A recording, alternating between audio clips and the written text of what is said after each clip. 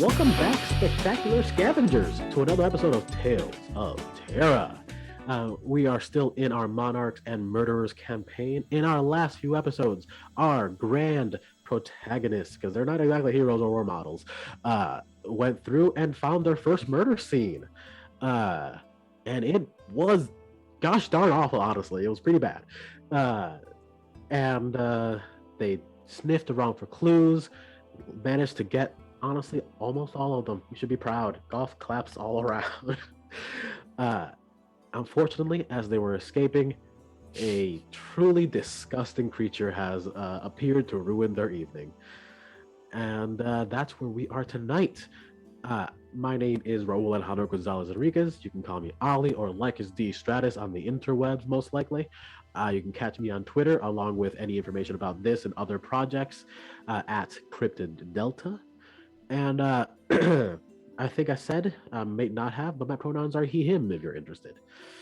Now, to our players, introduce yourselves. Hello, I am Hannah. I'm on Instagram as HannahBird826 and Hannah Moran Realtor. I play Maxine. Max is a, Max is a Venara human, kind of tinkerer. She's sort of a mechanic. She's very interested in mechanical engineering and technology and computer hacking and cool shit like that. Yeah. And my name is David. I play Shin. Shin is a cyborg human with some he, him pronouns. And Shin is a wonderful uncle to our 10-year-old companion, Bison. He is a loyal friend to Max, and as ever, he is just a beacon of, justice and chastity for all. That's hilarious. Yes, so before we get started, just a quick content warning for all viewers.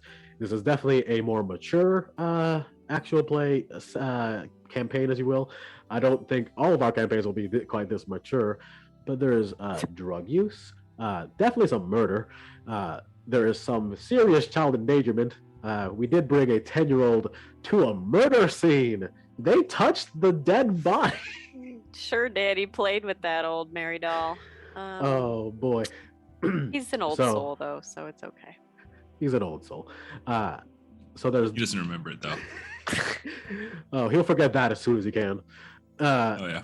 And there's along with some child endangerment. There's also just some general, gore, horror aspects to the campaign. And hopefully you don't mind too much. And if you are a youngin', well, good job. You made it, I guess. If you're a youngin', good job. You slipped past the filter. You made it this far. Don't tell your parents. You beat the YouTube algorithm. Also, get out of here, youngins. Also, get the fuck out. Also, stay in school. Stay in school.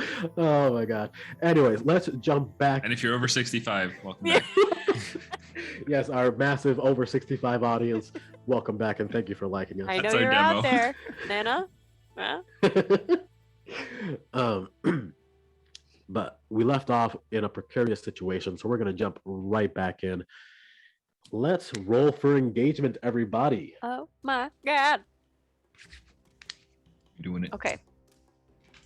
Remind for the viewers. What we roll for engagement.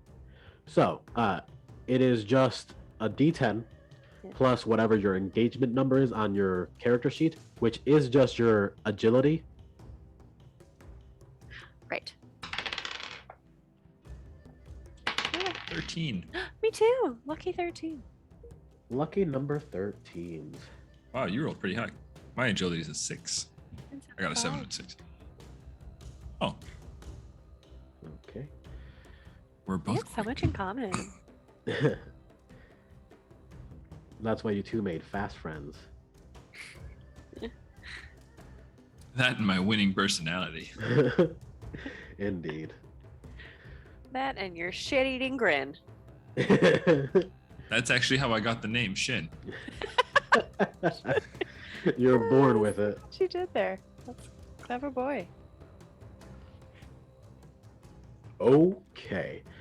So, David, you are up first. This creature is a pretty large creature. It's a deep red, sinewy sort of goo. It looks like muscle turned gelatinous, and it has eked out these tendrils that have infested these dolls on the ground, and some of them have sprouted to life of some sort.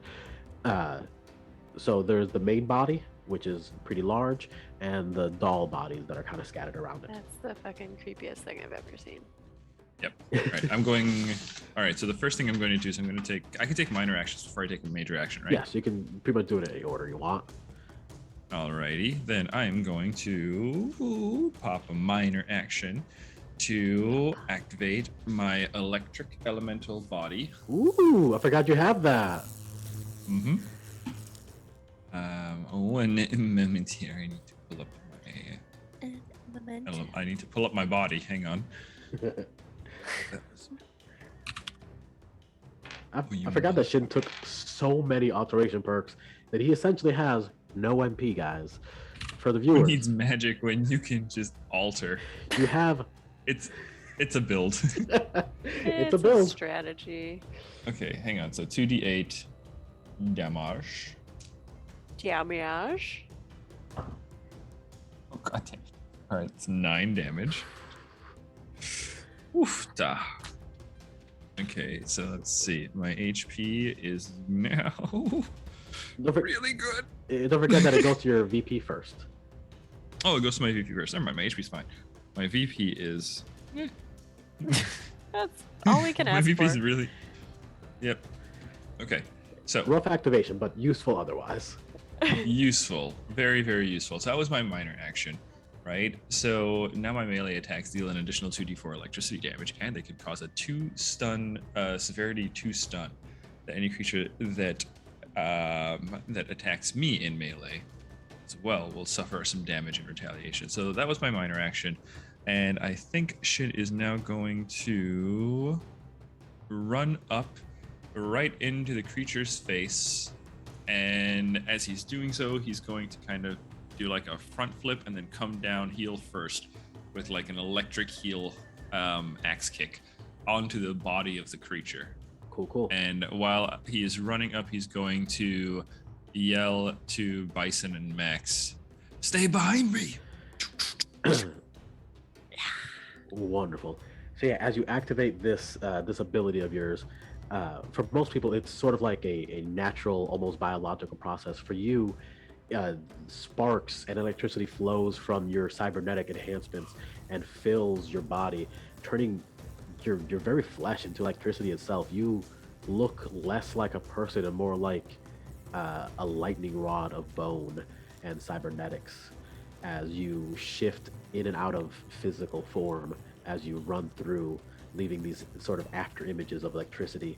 And you do your flip and your axe kick, and it does some damage probably. Roll your attack. Okay, so let's see. That's going to be 2d4 from that. Did you roll to hit though? No, I did not. I was just delivering it. Okay. It almost flew right over my head. Ooh, sneaky boy. That's what you do. You sell the DM on that a story. flavor is so good. Enjoy. We love a little All right, so flavor. martial combat, that's a 1. So I just roll a d10 plus 1, right? If it has one little triangle filled in for your character sheet, Yes. you roll a d10 and a d4. Each triangle is 1d4. Got it. All right, so And then you 6. 6. Yeah. Which stat are you using? I'm using strength. All right. What's your stat? So 6 plus 2 plus 7. 6 plus 2 plus 7. All right, that's I'm very strong. 13. That's definitely a hit. All right, roll Alrighty. your damage. Nice. All right, so because I'm using my reinforced limbs, oh gosh, Shin, you bad boy. I'm using a d6 for my unarmed attacks, and then my 2d4 for my electricity. I also get a +1 AR for my reinforced limbs. Ooh. What's that do for me again? You get a what? DR? One AR, plus one AR. It essentially acts as one automatic success on your attack okay. roll, so it like pierces through armor slightly. Oh, okay, sweet. So I have that. So yeah, it's as if you rolled instead of a 13 or 14. Gotcha. Okay, so electric. Okay, so my heal damage is a 4, so that's just I guess physical damage. But then my electric damage is a 6. That's a 4 and a 2 for my 2d4s. All right. Sorry. So just the regular attack was how much? 4. And then the electric damage was 6. The electric damage is 6. All right. So a total 8 damage goes through. Total of 8 damage goes through. And then I also cause a severity 2 stun. All right. Stun.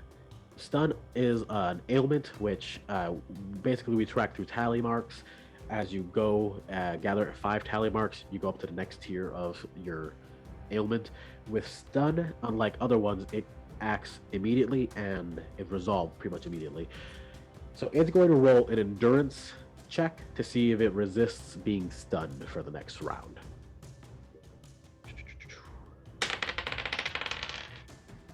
Ooh, that is an 8 plus its endurance, so it's gonna shake off of being stunned, but it is there. If you get it past the severity 5, then the next time it rolls for the endurance check, it's gonna have to roll against the hard. So each time after that, it's gonna be harder and harder for it to resist getting stunned. But for now, it resisted, it'll be fine, but it does take the damage pretty good. You dealt a blow. Yes. All right. Then I am also going to. So dodge action is something I take on their turn, right? Like as a reaction kind of defensive thing. Exactly. Okay. So I've got my minor action, my major action. Am I missing anything here? I don't have any. You have 2 major actions available to you. Generally speaking, you can do any 2 major actions if you want. If you try to attack twice in a turn, or do anything that does direct damage attack, you can, but the second attack has a disadvantage, and if you miss, any enemy has advantage to hitting you because you're off balance. Okay, You can try, but it's just a little dangerous. Okay, well, in that case, I think for my second major action, you can also just prepare maybe, yourself a little bit, get advantage on your dodge if you want. That's true. Or I could pop Relentless Assault. You can also do that. You can also set yourself up. Or Just... So I'm going to pop Relentless Assault, and activating this, I now have a +2 to my AP. I now have... I can use both my major actions to attack without penalty, to attack, or gain of exhaustion. My AR is reduced by 2, and movement is half, but I'm not really moving. I'm staying squared up with this dude. All right. Now that I'm in. So it's going to be harder to hit. It's going to be easier to hit you. You're going to have an easier time hitting them, and you're going to be punching a lot. Wonderful. Oh, I'm going to be punching a lot. All right, so yeah, I'm squared up with him, and the Shin kind of runs forward, zip, zip, zip, zip, zip, makes like an electric front kick, boom, drops down, and makes as he's kind of backing up, he activates the cyborg half of his body. So it's just kind of like a whirring, and his eye lights up, and he's ready. Cool. Hannah, it is your, Axe, it is your turn. who's Hannah? Okay. I am going to, seeing that Shin is like just really in his element here, I'm going to try to enhance that by taking his advice and moving behind him a little bit. And I'm going to point my left palm towards him, and I'm going to cast Magnetize. So I shift around sort of the magnetic fields that are in my vicinity, and I pulse it towards Shin, and vroom, he is now magnetized. He has 1 additional advantage to attacks when he uses his metal weapon or ammunition. Which counts for his entire arm and leg. Correct. And okay, that's number 1. All right. Major action number 2. I would like to go up to this door and press my finger up to the lock and cast True Key All right. and see if it pops open. It looks as though the door unlocks. Your true key works, but the binding seal of this magic spell that activated when you tried to open the door recently, the same magic that seems to have summoned. Ooh, one moment. It's cold season, y'all. The same magic that seems to have summoned this creature still is active, but when you cast your true key spell on it, it's starting to disrupt it. It seems as though it hasn't unlocked, like the door is unlocked and you might be affecting the spell that is keeping it closed, but you haven't quite broken it with that ability yet. Okay. Yet. Okay, for my minor action. What can I do with a minor action? You can duck behind cover, you can replace your ammo, you can, do little things, swap weapons, do whatever. You can order Minnie around if you want. Can Minnie attack? There is no, clear... She can. She just does, 1d4 of pecking damage, which will be halved against these creatures. Okay. I'll just have Minnie go and peck at this one. Do you see? Cool. Can you see that? Yeah, I can. Okay. Perfect. Minnie, stick 'em. Mini sick. Yeah, so she flies around. She's got that little prosthetic wing. It actually has a little blade on it, and she just kind of and slices it slightly. It's kind of like a paper cut, but just a deep one. And yeah, Like a cardboard cut. Yeah, roll an attack. Because she is so small, all you have to do is get a 5 or more. On a D10? Yep. Okay. And her agility is she's a bird. It's probably pretty fucking high. Probably, right? It's probably like a solid 7. Like you it's pretty much an automatic success if you want I it would to be. agree. Some of the stuff we're making up on the spot, folks. So it's we're just rolling with it. So it's a 4 on the dice. So that's a 7, 8, 10, 11. Yeah, And you write that shit down. Got it. ruin that Oh, boy. it's recorded. It's on the recording. Yeah, it super hits. Slices and dices. Roll a d4 and see how much damage we do. Okay. Minnie. It slices, it dices, it squawks. It's Mini. It's a 2. It to do. It does, unfortunately, just a little bit less damage than that. Yeah. All right, and let me write this down. Here we go. Bloop, bloop, bloop, bloop. One. It cuts a little gash into this thing. As it does so, it looks like some of the red blood-like sinew reaches down as some of it reaches up, and they link, and that cut kind of seals back up. It definitely took some damage, but it didn't seem substantial. And yeah, I think that's pretty much your turn. That is it, sir. Just All to right. clarify, though, like the true key, it feels like it did something but didn't complete the job. Yeah, it looks like it unlocked the door. It did its job. It did unlock the door, but it didn't dispel or deactivate the magic that's holding it shut. Okay. So the door is ready to be opened, and it did seem to disrupt the magic a little bit. Okay. If you want to investigate that in your next round and figure out what you can do with that, we'll figure that out together. Okay. Got it. All right. Next up is Bison. He is kind of hiding in the the dollhouse still. And he's gonna stay in there, but he's gonna shoot off a little finger gun blast It's a really good sound. and he's gonna shoot the one that you just attacked with the bird with your mini. And let's see what he's got.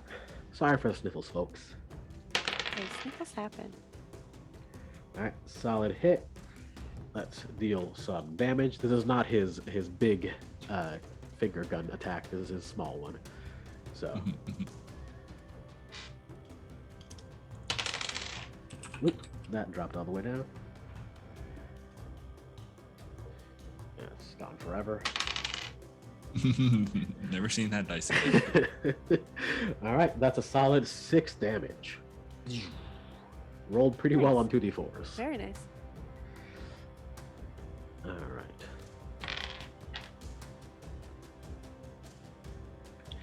And now it's the Vessler's turn. They're going to go more or less as a unit. And here we go. First up is gonna be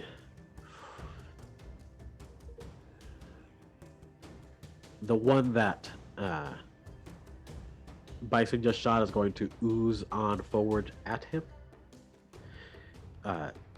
This one is going to go towards Max, and these two are going to come around to try and flank Shin. Bring them. And the creature directly in front of you is just going to attack you. Just gonna attack That's you. a surprise. I didn't see this coming. All right, let's do this, Who bitch. would have thunk? Who would have thunk? Hoo-hoo. Can I? Do I take dodge? Do I add my dodge or anything here? You can choose to dodge, and then when you roll your dodge, we'll compare degrees of success. Okay. And whoever has the most degrees of success, they win that back and forth. All right. Is this his I'm reaction rolling a d10, right? Yes. for this round? Okay.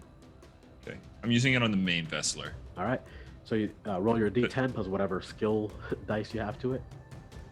Okay. Dodge is agility, right? Yes. It's a 7. Ooh. It's a 7 plus a 6, and then my dodge actually at the moment is plus 4. Plus 4? Yeah, because ethereal body from my elemental body, Ooh. and 1 to my dodge from my cybernetic Oh enhancements. my god. So I'm sitting at a plus 4 on my dodge. Oh, so that's an extra 4 automatic successes. That's what a plus 4 is. Zzz. That's amazing. Oh. Then yeah, you're gonna succeed. You're gonna win. You're gonna dodge that attack. Zzz. Zzz. So one of its gross, meaty, gooey tentacles turns into like a razor knife as it past you, and just almost clips the edges of your hair. Yeah, but it missed. there's like little electricity like linking onto it as it goes by. Yeah. The other two are going to make their swings because they do have reach. Ooh, that's a 10er. So. I used my reaction already to dodge, so I take this one now, right? Yeah, you gotta take someone on the chin.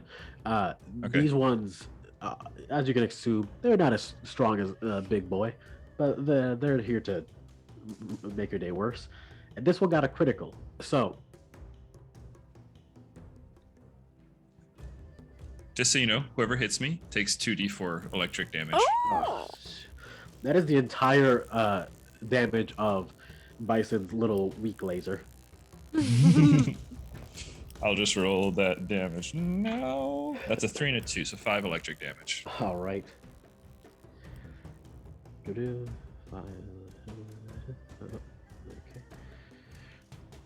And so in this game, we don't really have traditional criticals.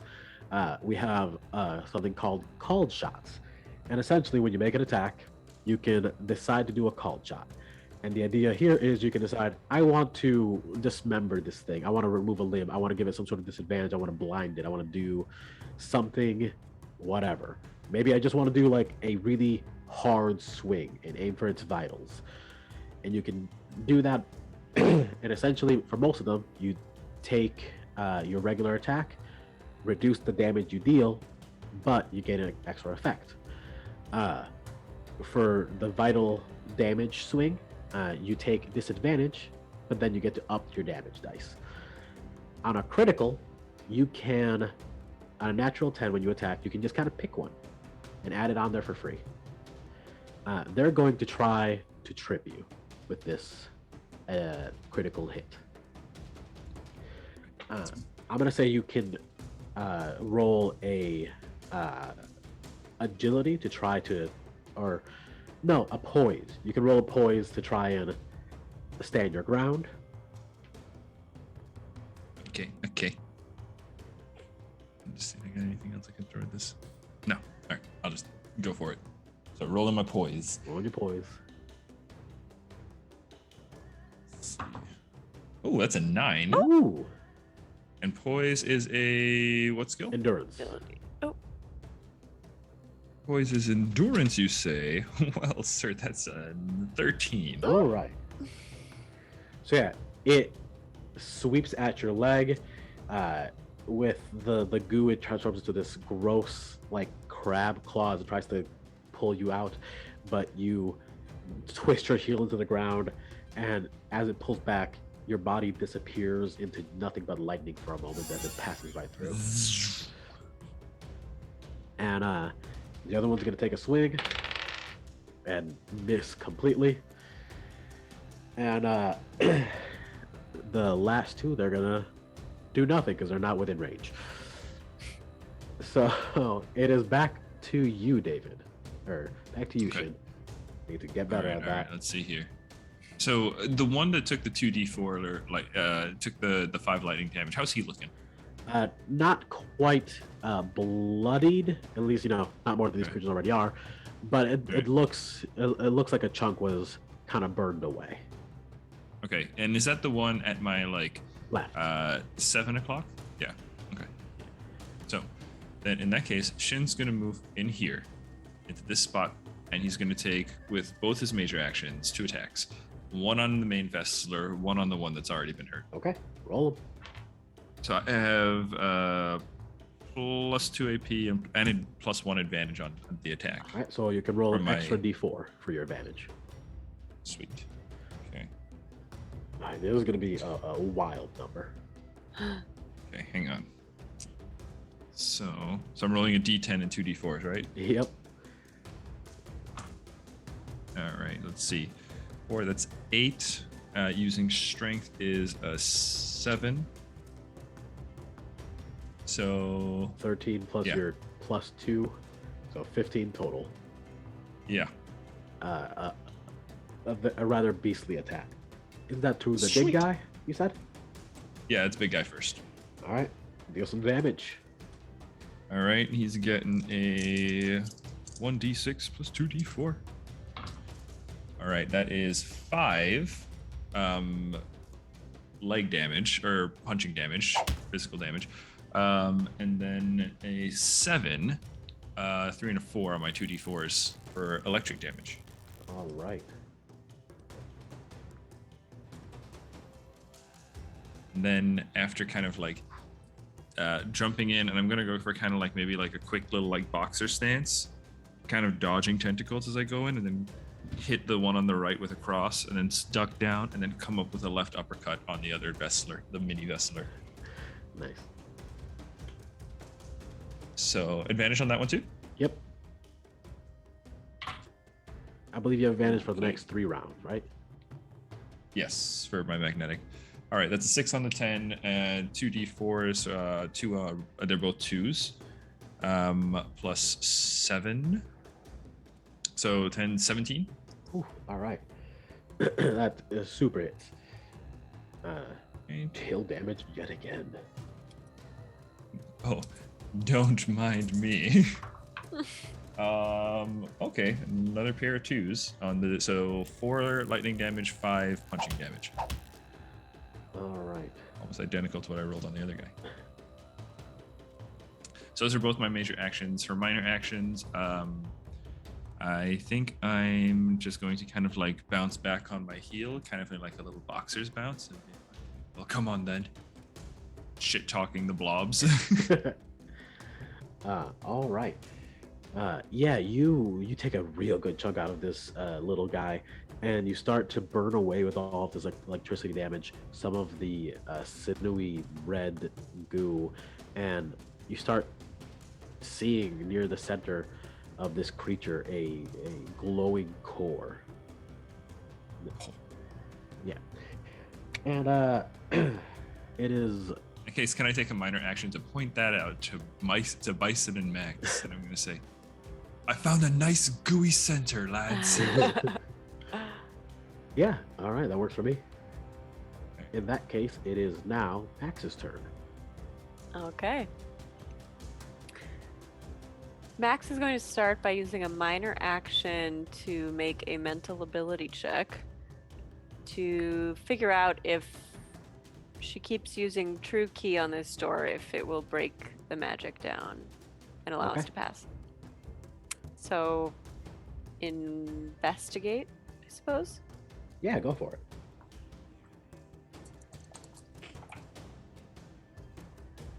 $17. Cool.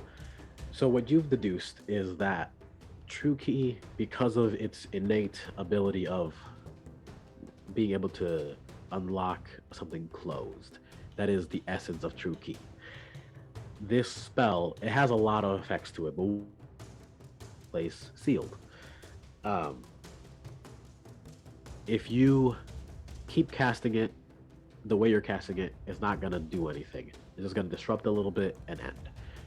But if you put extra MP into it, it seems as though it might have a more permanent effect. Okay. And I can choose how much extra MP I want to put into it? Or what? Yeah, I mean, any spell you cast is just kind of, well, it depends on the person, but it seems like you're a very logical person. You kind of think, all right, I need to twist the atoms and change the electromagnetic whatever of this thing to be this to get this effect. And you can think, if I just put more energy into this, if I just transfer more in there and just do the same spell, it might have more of an effect. Okay. I will do True Key with an extra MP point. Okay. So I hold my finger up again and I really focus this time and I cast the spell. The spell circle sort of dissipates for maybe a solid meter diameter circle around it, around where you cast the spell, but it only lasts for about a second or two as it slowly starts to fill back in. Okay. What's your MP cap? MP cap? Would that be? Usually it's just 3 for level 1 characters. I believe, like we said before, you guys are a little bit beyond that, statistically speaking, because we changed some of the numbers around. Oh. Mine is 8. Was 8. Your MP cap? No, that's your MP maximum. Oh, Oh, I okay, found sorry. it under Grimoire. Yeah, Yes. MP cap is 3. Yes, that's Right how here. much MP you can spend per spell Okay. without taking physical damage. Because Right. MP is a thing inside your body, and you're harnessing it to do things. Okay. And that's how much you can do safely. So, how much is True Key cost? Normally 1. Right. So you I spend an put extra 1 one, that's extra. 2. You're still within your MP cap. You can spend 1 extra and you'll still be within your MP cap and be able to cast this without repercussions. If you go beyond your MP cap, each MP beyond, you take 1d20 of damage. Whew. Okay. You don't want to cast Could be them. 1. Right. Could be 1. It could be 1. You might get lucky. Okay. Magic is fickle. And then for my other major action, I'm going to use my light blaster and hit the one that's closest to me. Do it up. At least I shall attempt to hit the one that is closest to me. So I'm using these two. This is arms combat, yes? Yes. Okay.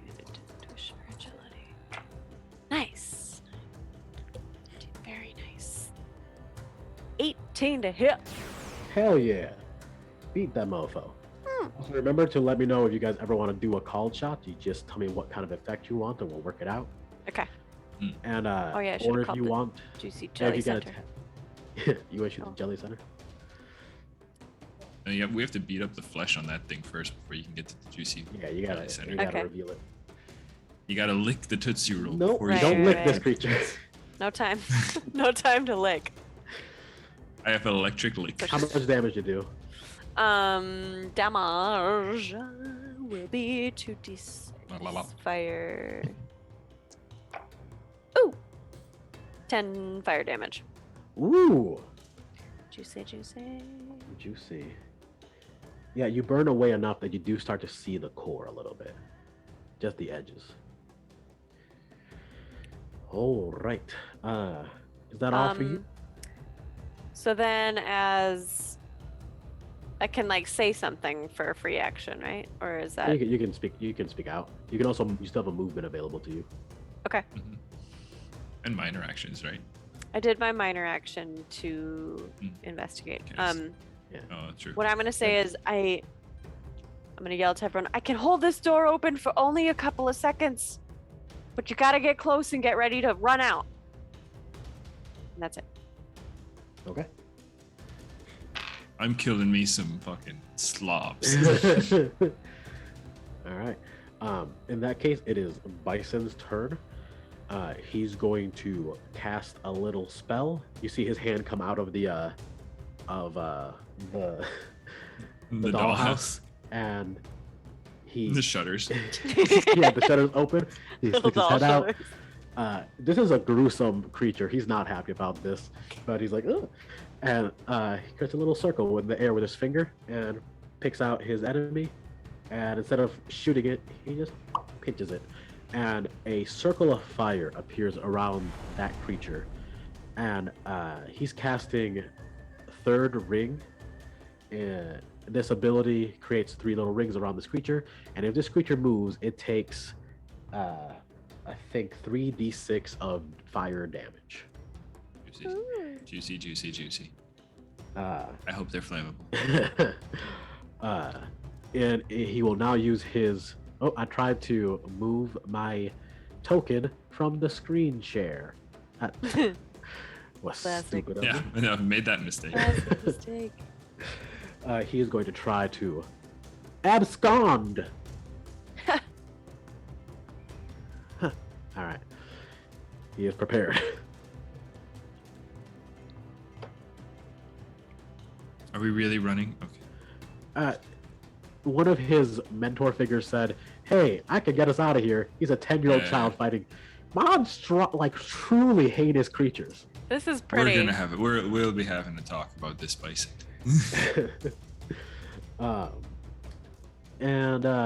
Yeah, he's gonna use his other major action to just kind of set himself up to dodge or do whatever else he needs to. Give himself advantage on whatever reaction he takes. And it's gonna be the monster's turns. Bring it. Bring it out. So this is gonna get this one's gonna get a little bit closer to you. Which one did he put the rings on? The one that was chasing him. Okay. And it's going to actually chase him again and take 3d6 fire damage. You A fool. fool. 6 1, that's a 7, and another 6, 13. And this one looks like it's on its last legs. Shh. It is mostly just a strand of sinewy redness surrounding this core that's beating like a heart.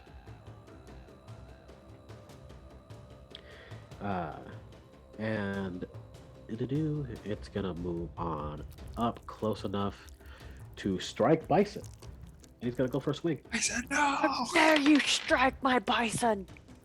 All right, that's a hit, but barely. Bison prepared an action to dodge. Here we go.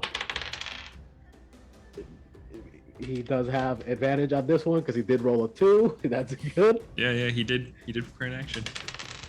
All right. Okay. He's good, boys. He ducks out the way, Don't you dare kill covers my his bison. face. He covers his face with his briefcase and avoids being sliced and diced on his young child face. Oh my god, I'm not gonna hear the end of this from the gals at the Cavern Tavern. No. If he comes back with a scar, oh boy. Janice is gonna be I'm, pissed. I'm just not gonna show my face. Now, do you agree that we should leave? But the other creature. This is winnable. No, I'm gonna leave the way. I'll probably get out of here. The other creatures, this one is going to boop, boop, come after Max, take a swing. I can dodge, right? You can dodge. You don't have to. You, Okay. you missed. You missed. And the other 3 are going to attack David. I'm gonna use my dodge on the big Vessler. That's a good idea. Yeah. All right. Only 2 hit. The big boy, and the one who missed you last time. The big boy broke my +4 dodge, that bastard. Well, he's Well, gonna take. They're you have to both roll gonna take for the 2d4 dodge, don't damage. You have to roll for your dodge. Oh, okay. I'm just saying those are the 2 that were able to hit you. You want to try to dodge the big boy? So I get a +4 on my advantage for dodge. All right. Oh, hang on. Let's see here. We got. I'm gonna be frank with you. You only need +5 to dodge this person's attack. So if you All right, get well, 11, you're golden. if I get 11. Yeah. 11 is my d4s alone. God. So you got it. All right. And then I got a +9. Oh, shit. Oh, And then I got a right. Then a 9, and then if it's agility, then it is a +6. Oh, So shit. You're so All right. agile. Yeah, you're not just agile. You are living lightning, literally. oh yeah. Dodge, You- duck, dip, dive, and dodge. You bend in ways that are jagged but fluid. You erupt as your leg moves from place to place. It's like you're dancing with a thunderstorm. Like you are living lightning. It is beautiful, graceful, and That's- horrific. That's Shin. Uh, Staying cool. He's cool, kids. that This is being what drugs said, gets you. Shut up.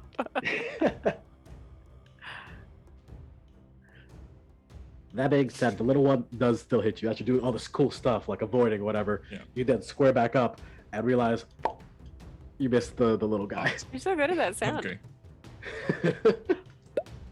He's gonna take 2d4 lightning damage or electric damage. All right, you take. That's 6. Ooh. All right.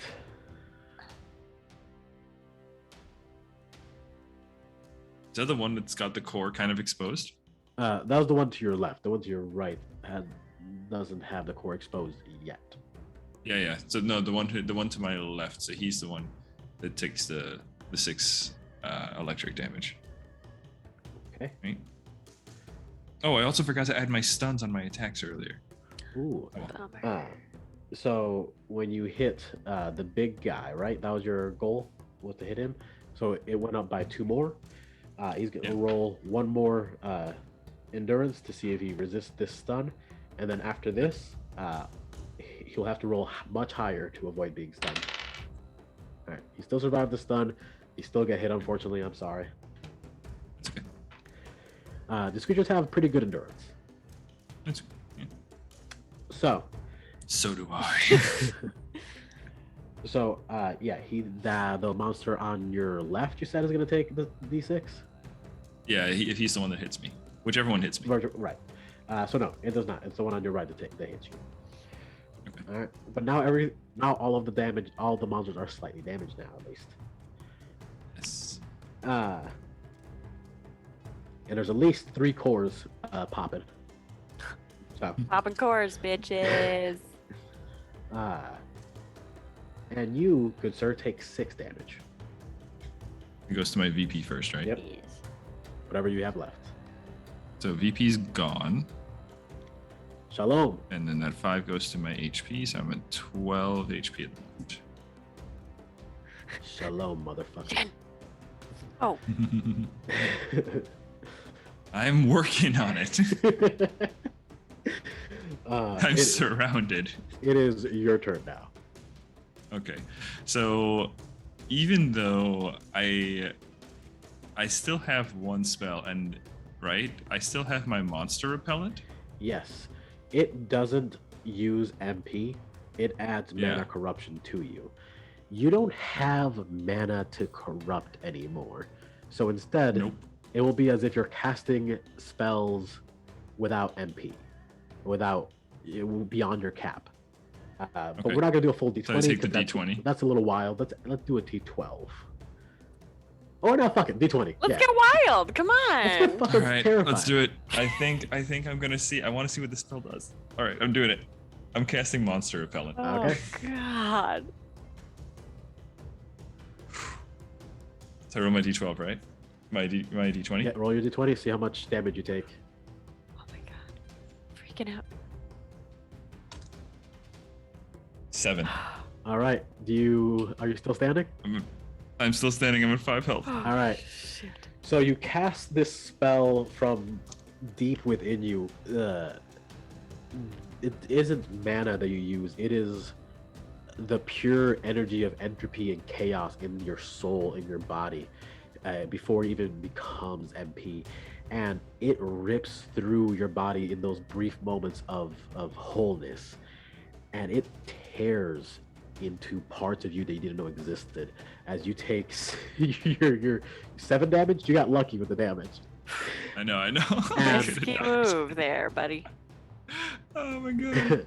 And a shockwave expels out of you as the creatures near you, the little ones next to you, they don't disintegrate, they disassemble, they unravel and disappear. The big one looks like it is starting to fall apart. Pieces of it fall down and just kind of disappear. It reduces its size to just one of the little small guys. And this happens to the other two as well. You only have one creature left, and it is a barely existing slime in front of you. Punch it. So that was that one of my major actions to cast that? Oh yeah. Okay. Major. I'm gonna minor action cast monster repellent. That spell is awesome, by the way. We're definitely What? keeping that one in the books. Well, I want to know the mechanics of monster repellent, but we can talk about that after the session. Sure, for sure. Okay, so let's see. I am going to. I don't have any exhaustion right now. Right. If I don't attack, then I will have exhaustion. The next turn I could heal myself. So I think what I'm going to do is I'm going to give myself another advantage on my dodge. So I'm not going to attack. Does that trigger then my relentless assaults thing that gives me exhaustion? Does relentless assault give you exhaustion if you don't attack with each major action, or if it just? Yes. Hang on, I'll pull it up. While this ability you must use both major actions to attack, or this ability is deactivated, but can choose to take a 2 severity to exhaustion, and can't be resisted to keep ability active even without attack. Right. So yeah, you can. You would take 2 exhaustion to keep your ability active without attack. when I get my dodge. Exactly. Okay, so I'm going to do that. I'm going to take a +5 on dodge, and I'll take 2 exhaustion. Right. It doesn't affect you until your relentless assault is over, but we know you and your sneaky abilities. Is it going to be a problem for you? Yeah, I'm going to be. I've got an idea. Then yeah, so I've got my +5 on dodge, my 2 exhaustion, and this dude's weak. So after the blasts, Shin's gonna kind of just kind of woggly stand up as everything's kind of melting around him, crack his neck, and kind of square up and go, and you're next, motherfucker.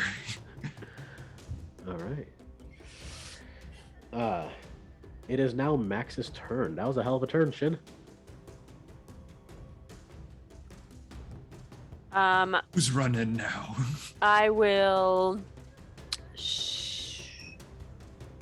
I will shoot my light blaster at the little remnants of the thing. All right. Make your attack. Attack! Let me pull it up one second. Light blaster. You know- 2d6 fire. Okay. I was saving reactions to hit you when you ran away, but that didn't work out. It's not a runner. Ken doesn't run, apparently. It's the weirdest thing. Okay. I honestly, I was gonna run. Then I saw that on my thing. I was like, what does this button do? I don't get this. Okay, just that. Yeah. Ooh, what's that? 11. 11, yeah, that hits. Deal some damage. 2d6. Coming right up. Woo-hoo-hoo! It's 11 damage. Yeah. Tell me what it looks like as you finish off this barely existing creature. Okay. So I've got my one finger touched on the lock, like prepared to cast True Key again with the extra MP. And I just I see what Shin just did and how much energy he just expended, and I'm like, no, he needs help. He would never admit that he needs help, but he needs help.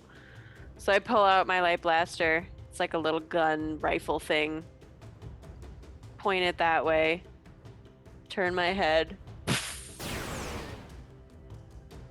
And I aim at the jelly center. Little jelly ball center. All right. As your beam of light shoots through the core of this creature, it cracks and shatters, and all of the sinewy goo of it just kind of melts into the carpet.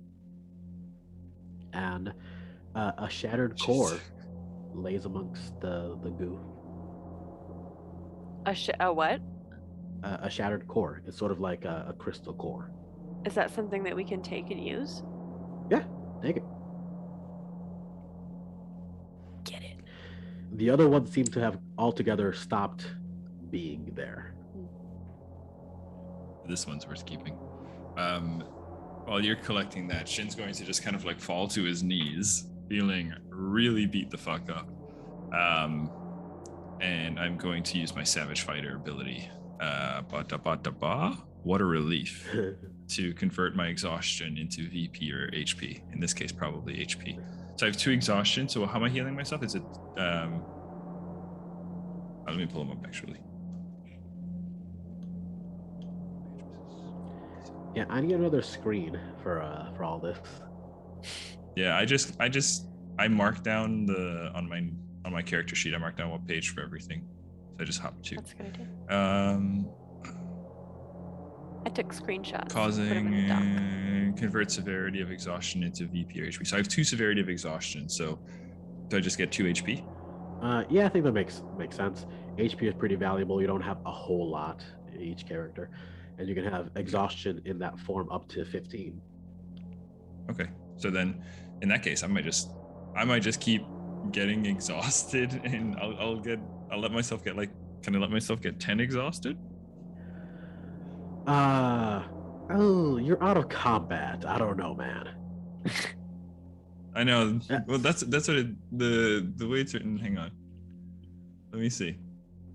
And I mean, I totally understand if I can't. That's totally fair. Listen, if you want to rules lawyer me, the person who wrote this, that's fine. That's my fault for writing it this way.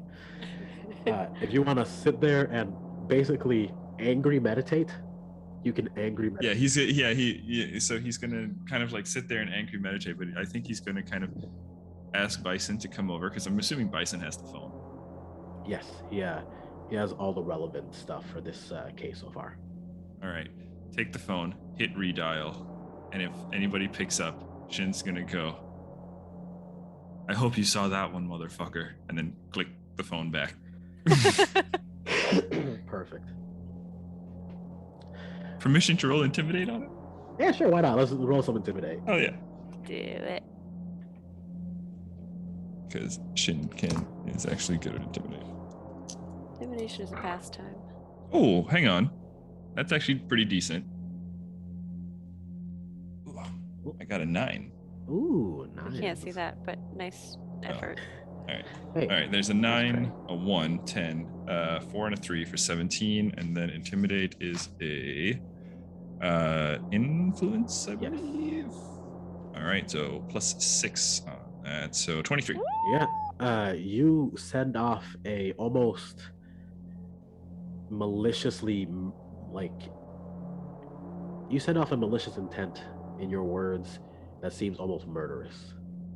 And it's on the phone. You don't fucking know if they respond to that or not, but Yeah. you send it. I definitely feel like that came, like it started off coming out from Shin, but definitely as he kind of like growls into the phone, his voice goes slightly robotic. All right. Is the And then he's just gonna kind of exhaust meditate himself, and I'll just take 10 HP back Okay. and get to, so I'm at 15 health. What? Not looking great still, but better than I was. are the runes still up? The runes are still up. Okay. Even though the creature's destroyed. So at this point, I'm gonna make sure we're all ready to go. Yes. Get a verbal or a nod from the others.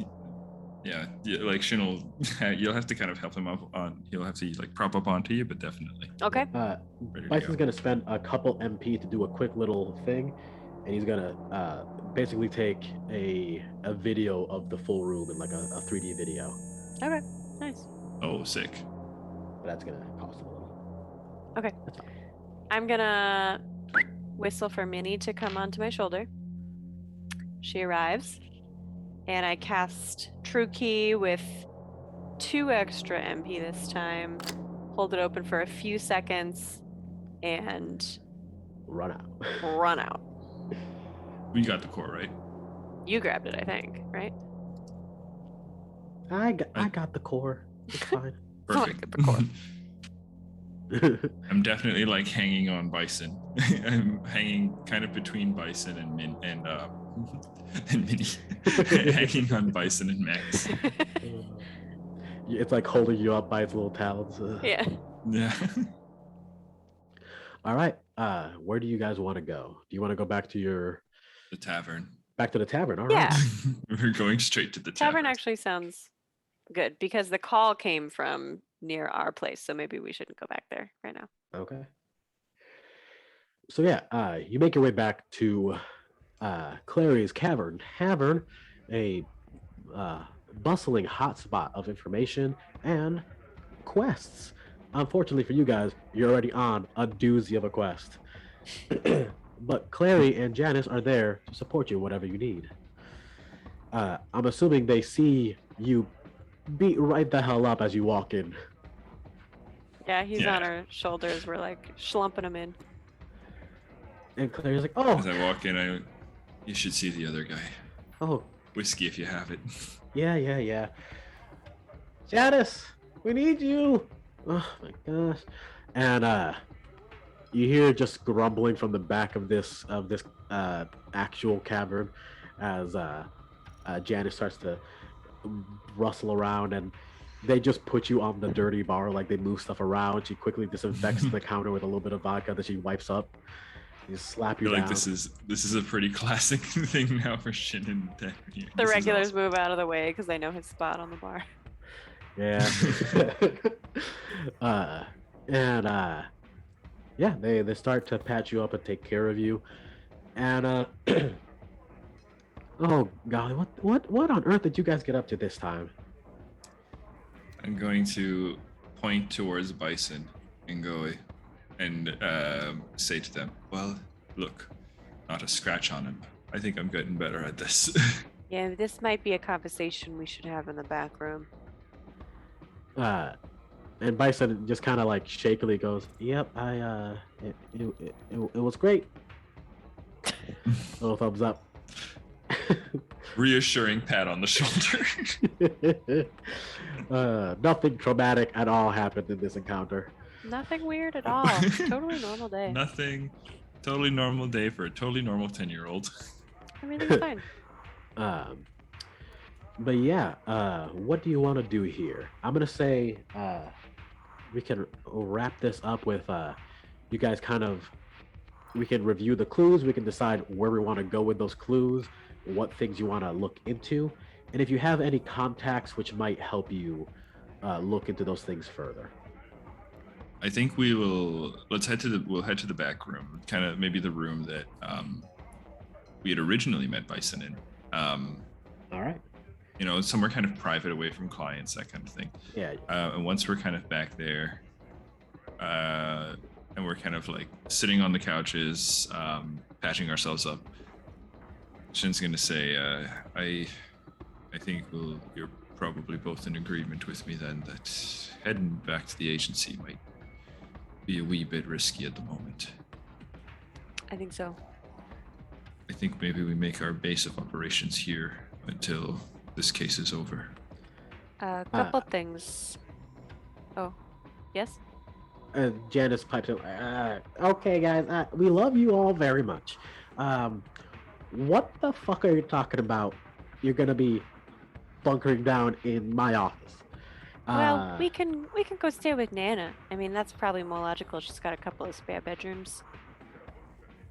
If you're willing to put the targets on your Nana's back, that's all up to you. My Nana's But- shop is a safe place, And so's the tavern. but there's beds at Nana's and tea. Okay, but why you need a safe place? What's wrong with your office? And what the hell do you mean you're gonna put your grandma in danger? What's going on? Are we in danger? Well, listen, we've got a case right now. It's a little bit dicey. We were talking to this guy on the phone. We think he might be close to our agency. We're just gonna avoid that area for a little while. So we're looking for someone else to hide out. We would never put you in some danger. right arseholes, though. Yeah. I'll be honest with you. They're not the kind of people that you probably would be selling to regardless. So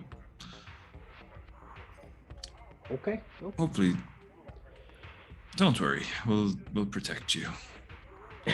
And you know us. We're subtle. Right. Subtle. Well, that's fine. We can take care of ourselves, obviously, but we don't want any extra trouble. But you guys are basically family, and I can't let this poor little tyke, she just picks up Bison, be in any more danger than he has to be. And like she's just shaking him in the air, like a rag doll. She treats this boy like a doll. But it's a Dolls. loving thing. Yeah, definitely letting them. So yeah, she's fine with letting you guys stay. You clearly don't want to tell me too much. Maybe there's might be a little hush hush. I get it.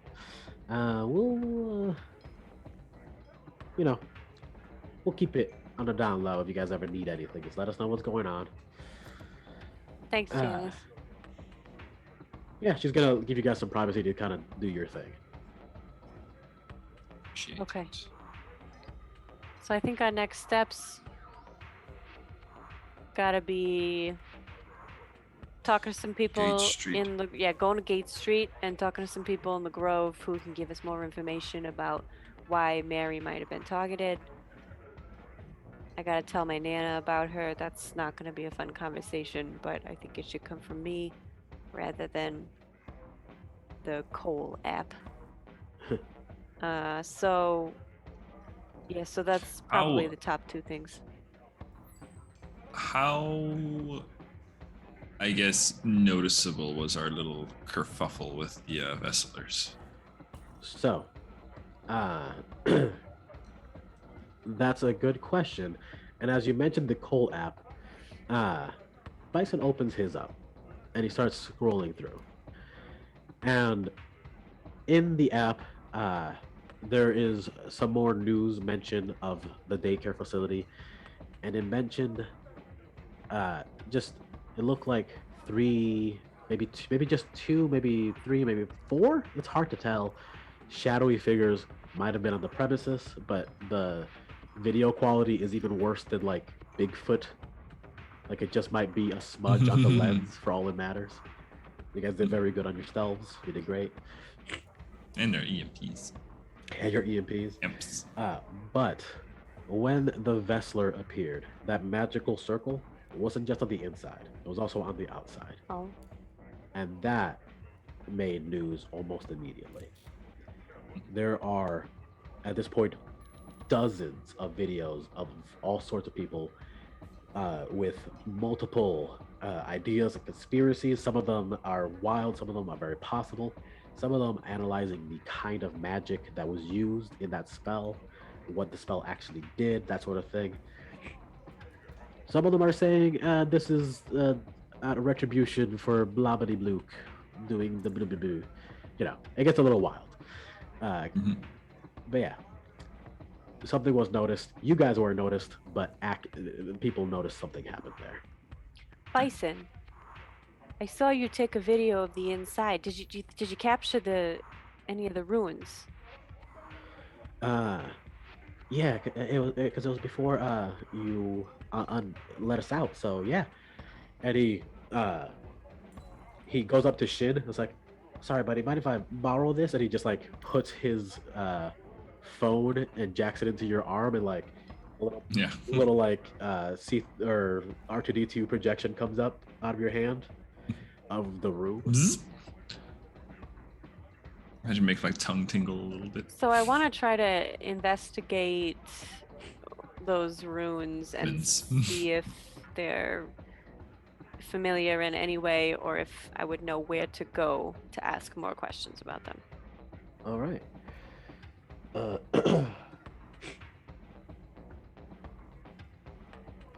So let's make a quick investigation for that, if you would like. See what you know about that, and or to see what you do or do not know. I guess. 15. All right, a 15. So you are able to understand this a little bit. Humans actually developed a language based around magic itself. It's one of the oldest languages, so you kind of have an upper hand in that. You kind of, some of the script here is something you can almost vocalize, but not. Kanto or Mikano? The other one, not Mikano. Mikano? No, Mikano is sign language. Boom, I got it. Oh yeah. Oh, in Kanto. Yes. Oh, in Kanto. I speak in Kanto. Exactly. So you can sort of make out a little bit, and you see that this was a spell that starts off with alteration. It changed the very landscape in which it existed, turning on the runes essentially, and then divination, linking the ceiling to a location somewhere else in the world, creation magic, creating the actual tunnel through which it traveled, and so much else. And then because it got a 15, that's a pretty good success.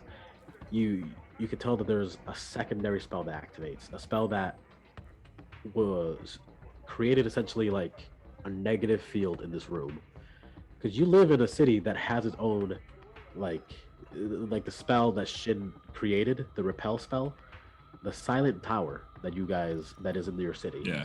It essentially pulsates that 24/7. And this big spell, this runed spell, it essentially negated that effect within the area that it was created. This, as far as you can tell, and you're no expert, but you can easily deduce, this spell is massive. Just teleportation alone is truly an insane ability. It would take a regular person months and months to create this intricate rune, to pump the necessary magic into it. It might have, if it was a group of people, it might have taken a little less time, but at that point, how are you going to get that many people into this place conspicuously? So this is someone with a lot of power, a lot of juice, a lot of resources to make this work. Those monsters that they brought through, they were Obviously not something that one can just summon on a whim. No. Those, that creature feeds on souls that have not yet fully passed, so to speak. Souls that are seeking something on this plane of existence. Not good stuff. Sounds like the kind of thing that would want to come to a murder scene. Right. If given a chance. Well, from the sounds of it, our little multicolored voice friend, he made it sound like there was going to be more murders. And if that's the case, we might be looking to open more portals. Maybe.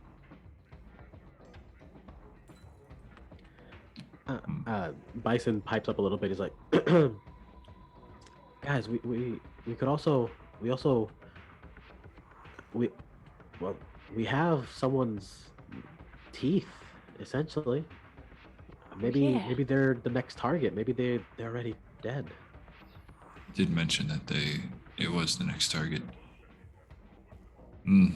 Well, I suppose we could ask our friend for a wee bit of information. See if he can put a name to our teeth. I mean, Yeah, maybe. he owes us a favor. Yeah, it'd be pretty easy for a guy of his talents. So let's get a little bit of rest here. And then Yes, I think before we rest, perhaps we ask Janice to put us in touch with our information broker. Maybe have him see if he can swing by.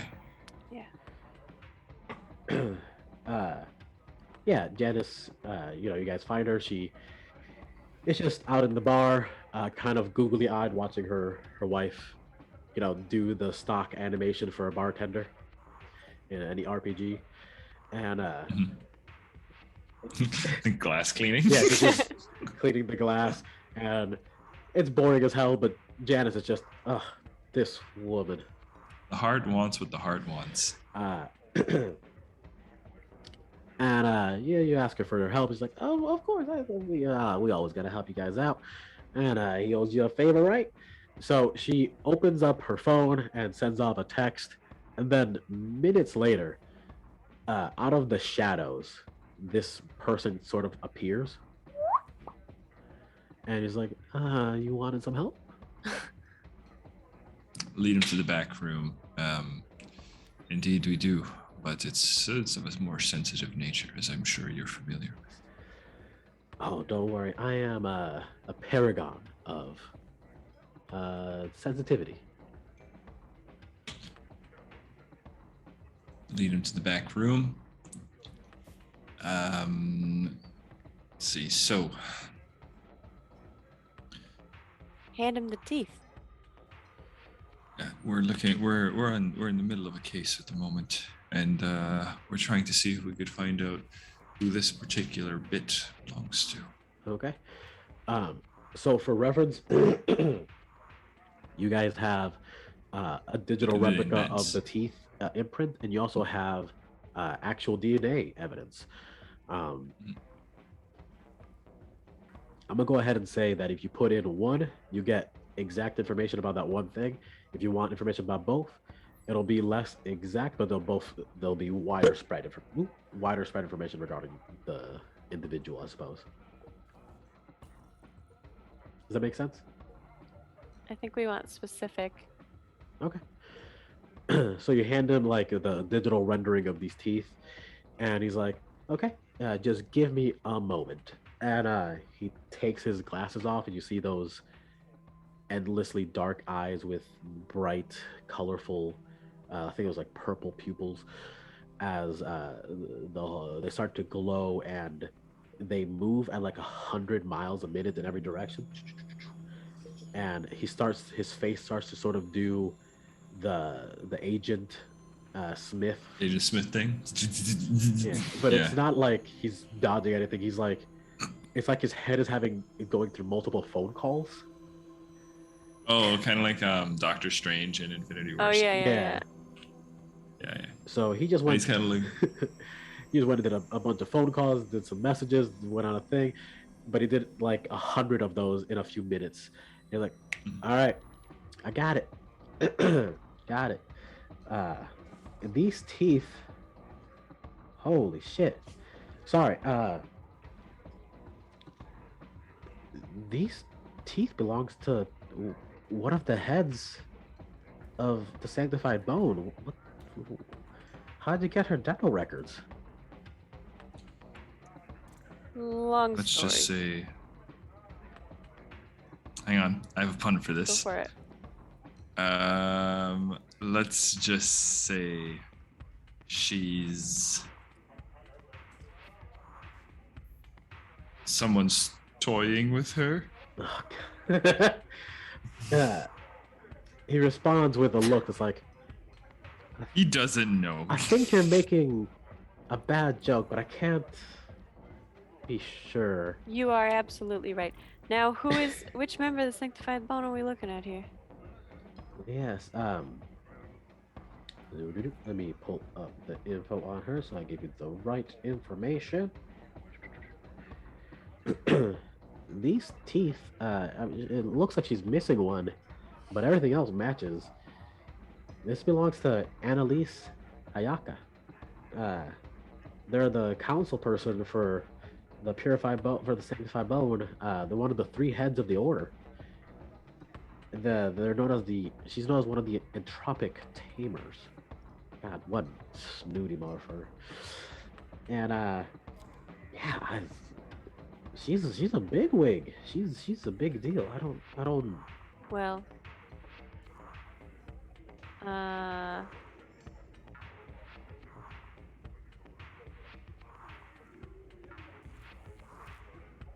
Well, you wouldn't happen to have come across a phone number for her, would you? No. These people like her, they don't have contact information. If they want something, they'll reach out. so And how do I make sure? Yeah.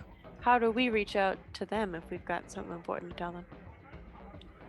Well, they're not really hiding. They have an office in the academic sector. The entire sanctified bone has a couple branches there. You could just try going to their office. I think might be worth a visit to the academic sector. I agree. In terms of layout, do we know where the academic sector is in compared to Gate Street? Yes, it is actually kind of on the opposite side. Let's go. Shit. Let's do a north, east, south, west sort of split. Excuse me. The north is more like the Royals zone, like they have their own little like section where it's real hoity-toity nonsense. To the west, you have, some regular living, residential sections, and then beyond that is the Grove. To the south, you have some more residential, but then it turns into business sections and business bureaus and whatnot. And then to the west is the academic sector. The east.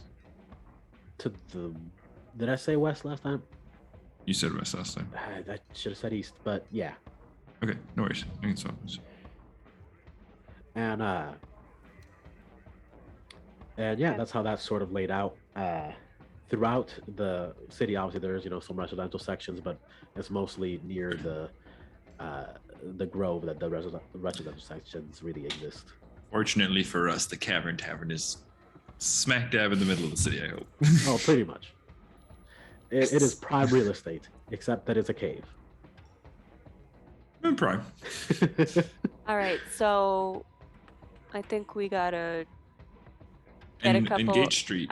get a couple Go- hours of sorry. rest and then set out and run our errands tomorrow. Okay. Hey, I don't know what you guys are up to, but you helped me out, and I feel like I've repaid that, but just a little extra Annalise is not someone to be trifled with. They they are the kind of cruel that someone who doesn't see you as a person is. They don't they don't care about anything, really.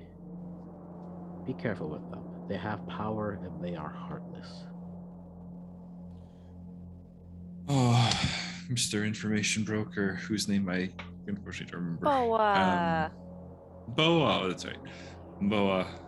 Do we look like the trifling sort? Almost exclusively. But I know you guys do good work, and I imagine this is important. Boa, I'm just wondering what would if you were to say spread some information, how likely would that be to make its way, I don't know, onto the coal and wherever else?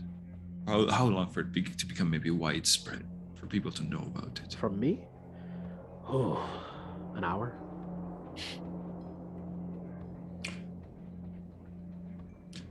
Can you hold on for just a wee moment? And I'm going to pull aside Bison and Max.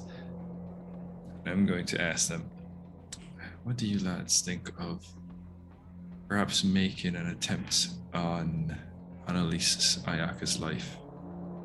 Maybe a bit more public. Why would we do that? Push her into the spotlight. Perhaps it will make it a bit more difficult for her to be assassinated.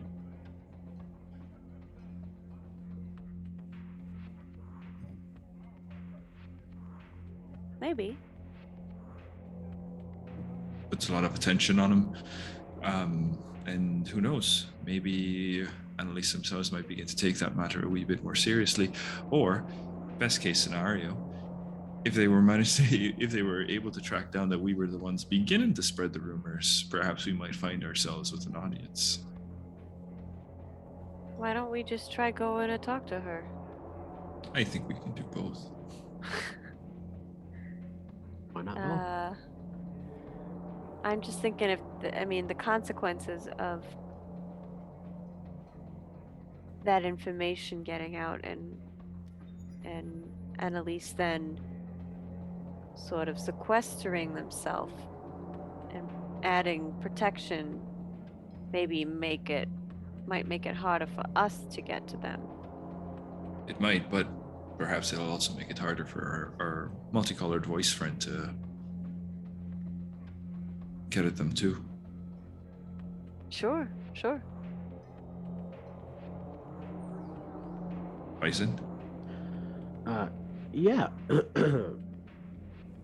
He agreed with Max last time, so he's gonna agree with Shin this time. Because I am still an NPC, so I have to keep that. I appreciate your Fair point. neutrality. I don't mean to put. I guess I really shouldn't be putting you kind of in that position, but I do think of Bison as part of the team. No, he is, and I will always try to role play. But whenever it's come Yeah. like when you guys are making a decision and you're like kind of on the fence, Yeah. I want to keep myself kind of like I Yeah, a appreciate little bit more neutral for sure. Yeah, I hate to say this, but I think Shin made a good point. I think he has a good idea, because if they're safe, that's really what matters.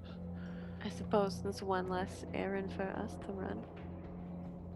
At least one less murder to figure out. Okay, let's do it. Yes, why solve murders when we can just simply stop them from happening in the first Prevent them, place? yeah. All right. Although that might not be good for business. Oh, well. So, Our job security might be in jeopardy. so you're giving what information exactly are you giving to old Boa? Well, have you been following this business on Cole about the daycare center? Ah, yes, I have. I saw that something happened recently, and also that maybe, and he just counts out his 1, 2, 3 individuals might have been sneaking around.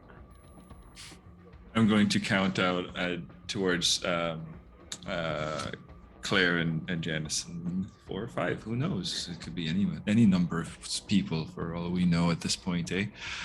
But here's what I'm wondering is that let's just say certain parties who shall not be named may have known something or the other about the events that transpired therein, and it just so happens that perhaps this information might be related to Annalise Ayaka. Okay. And perhaps this information might be related to some sort of threat on their life. Okay. And I think good civic duty would dictate that we make sure that information becomes a bit more common knowledge. I see. Well, fret not. Within an hour's time, Annalise herself will know that that their life is in peril. I think that'll do just finely. Finally? That'll do just fine. I think he asked a little bit more, just like if you're willing to give him any information. Like he'll pry a little bit. He's information broker. He's a professional. Just like, is this related to what you found at this scene? Everyone seems on Cole seems to be aware that it is some sort of murder scene, but no one really knows what's going on. Allegedly. It's just trying to figure out, do you give him anything else, or is it just this is all we can give you? I don't mind giving him a little bit more. All right, what do you give him? Max. So I'd say that whatever's happening, whoever's involved in the murders are basically terrorists. Okay, that'll do. Yeah, he'll send out some feelers and make some comments anonymously as one of his billion alter egos, and you'll see that rolling around on the Cole real soon. Right on. All right, folks, I'm gonna say that's gonna be the end of this session. It's a good spot. You have put some plans into action. You have murdered some monsters, but not any monarchs just yet. And we'll get to murdering monarchs in a moment. you're supposed to be saving the monarchy, apparently. So, like, I don't know. You're gonna have pretty bad at your job to do that. Hey, we don't know who this guy is. It could be a monarch. Maybe. We'll see. Anyway, my money's on Bison. Yeah, the smart money's always on Bison. For every case. While we were on the phone, he's there in the car. It's got a voice changer, like cycling between settings. Yeah. Yeah, just hiding in the dollhouse. You stop a moment and like walk over to the dollhouse, and there's Bison. But thank you all for watching. I hope you enjoyed this episode. It was a nice little combat session and a little bit of preparations for the future. Who could our murderer possibly be? Our nameless individual. I'm assuming they have a name. Shin sure thinks they do, but we'll find out in no time, I'm sure. Or 70 episodes, who fucking knows? Don't worry, we'll be cracking the case next episode. Stay tuned. But thank you for watching. Sorry for all the weird stuff. Thank you, and I hope you see you guys next week or the week after that. Every other week. Yep. It's late. I am high on NyQuil. I am sickly. Give me a break, folks. Oh man. Oh boy. No, this is the internet. You get no mercy. Check out our other stuff on the YouTube channel, Delta Crypto Productions. If you're listening on the podcast platforms, thank you very much. And if you want to see some of the artwork for this, it is available in the videos that we post on the YouTube, as well as on my Twitter at CryptoDelta. If you guys have anything else you want to plug it now. Keep watching. Yeah, keep watching. All right. Keep watching. And as always, the most important part of this video, remember to get vaccinated. See you guys next Oh, yeah. So long, and thanks for all the fish. Bye. Bye. Bye.